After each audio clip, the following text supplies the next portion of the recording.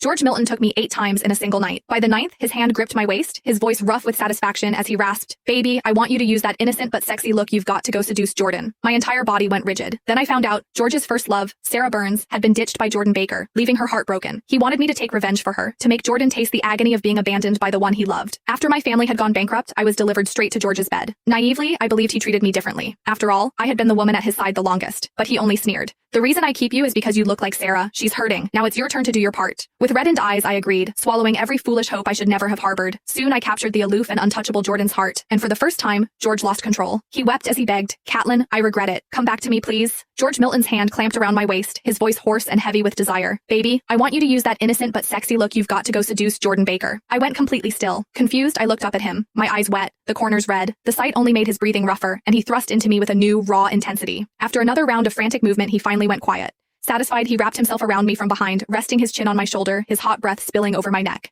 "Catelyn, you heard me, right? Sarah's hurting. Now it's your turn to do your part." My body went stiff. Sarah Burns was his first love. There wasn't a thing she could ask for that George wouldn't give her. Just last night, while he was inside me, Sarah had called. On the phone, she cried pitifully, telling him Jordan had dumped her. Sarah was the kind of rich girl who always got even. She was determined to make Jordan feel what it was like to be thrown away, and she sweetly begged George to help her. Of course, he didn't say no. Even with me pinned beneath him, his movements harsh, he softened his voice for her, comforting her with gentle promises. So that was it. He wanted me to seduce Jordan, just so I could dump him and get revenge for her. I was just his kept woman. I didn't have the right to refuse. After my family's business went under, my father jumped from a skyscraper. My mother got into a car crash as she was rushing to the hospital. That crash left her in a vegetative state, kept alive only by expensive medicine. With nowhere else to go, I got into George's bed. That night, he was gentle, nothing like the ruthless, spoiled heir everyone said he was. Afterward, he held my chin between his fingers and asked my name. "Catelyn Stark," I said, my voice shaking like any girl's would after first time. He gave a faint smile. "Stay." He handed me an unlimited black card and promised to cover all my mother's medical expenses. When he wiped my tears away, his thumb lingering on the beauty mark by my eye, he said softly, "Catelyn, you have me now." From that moment on, I was his. George was infamous in our circles, a playboy who changed women faster than he changed clothes. But after me, he seemed to calm down.